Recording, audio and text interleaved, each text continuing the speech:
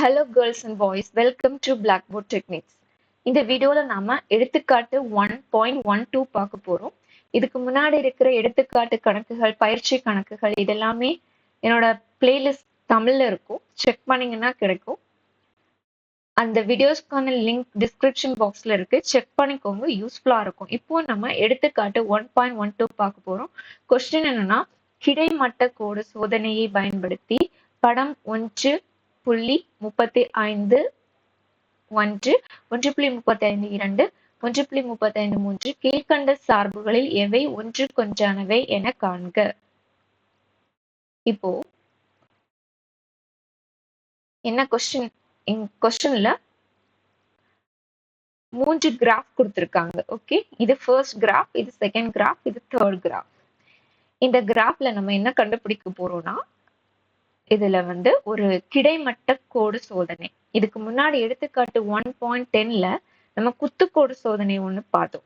அதை யூஸ் பண்ணி கொடுத்திருக்கிற உறவு சார்பா இல்லையா அப்படின்றத நம்ம செக் பண்ணோம். இந்த கிடைமட்ட கோடு சோதனைனா, ஆக்சுவலி குத்துக்கோடுனா டாப்ல இருந்து பாட்டம் வரைக்கும் ஒரு லைன் வரைஞ்சோம்னா அது குத்துக்கோடு.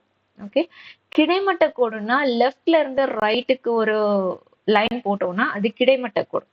ஓகே, அங்க அந்த எடுத்துக்காட்டு 1.10ல நம்ம குத்துக்கோடு சோதனை யூஸ் பண்ணும்போது ஒரு பிளாக் கலர் லைன் டாப்ல இருந்து பாட்டம் வரும்.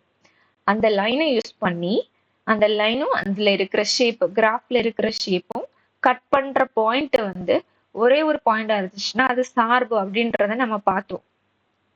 அந்த வீடியோ லிங்க்குக்கான வீடியோ லிங்க்கும் டிஸ்கிரிப்ஷன் பாக்ஸ்ல இருக்கு. செக் பண்ணிக்கோங்க. எடுத்துக்காட்டு 1.10.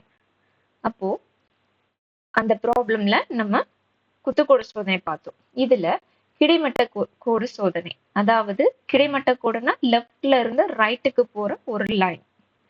இங்க என்ன இருக்கு? இங்க 2 லைன் இருக்கு. இது எக்ஸ் அச்சு, இதை நம்ம கன்சிடர் பண்ண முடியாது. இது எக்ஸ் அச்சு, இது ஒய் அச்சு. ஓகே, அப்போ இந்த கிரீன் கலர் லைன் தான் கிடைமட்ட கோடு. இதுல சொல்லி இருக்கிற கிடைமட்ட கோடு இந்த கிரீன் கலர். ஓகே, அப்போ இந்த கிரீன் கலர் கோடு, கிடைமட்ட கோடை யூஸ் பண்ணி நம்ம இந்த ஷேப் வரைஞ்சிருக்கோம். இந்த கிராஃப்ல இருக்கிற ஷேப் பிங்க் கலர்ல இருக்கு. ஓகே, இந்த ஷேப் ஒரு லைனா இருக்கு.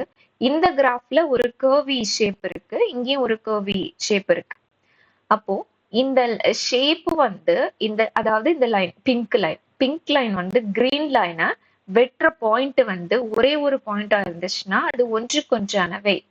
ஒன்றுக்கொன்றான சார்புனா அந்த வெற்ற பாயிண்ட் ஒரே ஒரு பாயிண்டா இருக்கணும். ஓகே, இப்போ அதுக்கு மேல வெற்ற பாயிண்ட்ஸ் இருந்துச்சுன்னா அது ஒன்றுக்கொன்றான சார்பு இல்லை. ஓகே, அப்போ ஆன்சர் என்ன எழுதணும்? படம் 1.35 ஃபர்ஸ்ட் வரைபடமானது ஒன்றுக்கொன்று சார்பு ஆகும், ஏனெனில் இந்த வரைபடமானது கிடைமட்ட கோடை, இந்த கிடைமட்ட கோடு, இந்த லைனை நம்ம கிடைமட்ட கோடு தான் சொல்லுவோம். ஓகே, இந்த வரைபடமானது கிடைமட்ட கோடை ஒரே ஒரு புள்ளியில் வெட்டுகிறது. எனவே இந்த வரைபடமானது, அதாவது இந்த படம் 1.35 ஒன்றானது ஒன்றுக்கொன்று சார்பு ஆகும். ஓகே, அப்படிதான் நம்ம தீர்வு எழுதும் போது சென்டென்ஸ்ல எழுதணும். அதே மாதிரி இங்க ஆக்சுவலி இந்த படம், இந்த ஃபிகர்ல ஒரே ஒரு பாயிண்ட் தான் இருக்கு. கரெக்டா? இந்த பிங்க் லைனும் கிரீன் லைனும் டச் பண்றது பாயிண்ட் ஒரே ஒரு பாயிண்ட். அதனால இது ஒன்றுக்கொன்று சார்பு. அதுக்கப்புறம் இந்த கிராஃப், செகண்ட் கிராஃப்ல இது ஒய் அச்சு, இது எக்ஸ் அச்சு.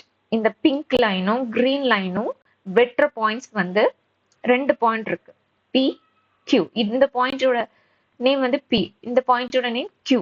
ஓகே, அப்போ இது ஒன்றுக்கொன்று சார்பு கிடையாது. கான்செப்ட் என்ன? ஒரே ஒரு பாயிண்ட் தான் இருக்கணும். பட் இங்க 2 பாயிண்ட் இருக்கு, அதனால இது சார்பு, ஒன்றுக்கொன்றான சார்பு இல்லை. ஆன்சர் எப்படி எழுதணும்? இந்த படம் 1.35 ஆனது ஒன்றுக்கொன்று சார்பு அல்ல, ஏனெனில் இந்த வரைபடமானது PQ என்ற இந்த கிடைமட்ட கோட்டை P மற்றும் Q என்ற புள்ளியில் வெட்டுகிறது. எனவே இந்த சார்பானது ஒன்றுக்கொன்றானவை அல்ல. ஓகே, அதான் செகண்ட் கிராஃபுக்கான ஆன்சர். அதுக்கப்புறம் இந்த தேர்ட் கிராஃப்ல என்ன இருக்கு? இது ஒய் அச்சு, இது எக்ஸ் அச்சு. கிடைமட்ட கோடுனா இந்த லைன். ஓகே, இந்த லைனும் இந்த ஷேப், அதாவது கிராஃப்னு சொல்லுவோம் இந்த லைனு கூட. இந்த பிங்க் லைனும் கிரீன் லைனும் கட் பண்ற பாயிண்ட் வந்து ஒரே ஒரு பாயிண்ட், இந்த பீன்ற பாயிண்ட். அப்போ இது வந்து ஒன்றுக்கொன்று சார்பு ஆகும். ஓகே, அப்போ தீர்வு எழுதும் போது என்ன எழுதணும்? படம் 1.35 ஆனது, அதாவது தேர்ட் ஒன். ஓகே, மூன்றானது ஒன்றுக்கொன்று சார்பு ஆகும், ஏனெனில் இந்த வரைபடமானது கிடைமட்ட கோட்டை P என்ற ஒரே ஒரு புள்ளியில் வெட்டுகிறது. ஓகே, எனவே இந்த வரைபடமானது ஒன்றுக்கொன்று சார்பு ஆகும். இதுதான் ஆன்சர். எடுத்துக்காட்டு 1.12 ப்ராப்ளம்கான ஆன்சர் இதுதான். கொஸ்டின் என்ன கொடுத்துருக்காங்களோ அதை பேஸ் பண்ணி நம்ம ஆன்சர் கண்டுபிடிக்கணும். இதுல ஒன்றுக்கொன்று சார்புனா என்னன்னு தெரிஞ்சிருக்கணும். அதுக்கப்புறம் கிடைமட்ட கோடு சோதனைனா என்னன்னு தெரிஞ்சிருக்கணும். அவ்வளவுதான், சிம்பிள். அப்போ இவ்வளவுதான். இன்னொரு வீடியோல அடுத்த எடுத்துக்காட்டு பார்ப்போம். இந்த வீடியோ ஹெல்ப்ஃபுல்லா இருக்கும்னு நம்புறேன். அப்படி இருந்துச்சுன்னா லைக் பண்ணுங்க, ஃப்ரெண்ட்ஸ்க்கு ஷேர் பண்ணுங்க, பிளாக்போர்ட் டெக்னிக்ஸ் சேனலுக்கு சப்ஸ்கிரைப் பண்ணுங்க. We'll see you in another video. Till then, bye, take care. Thanks for listening.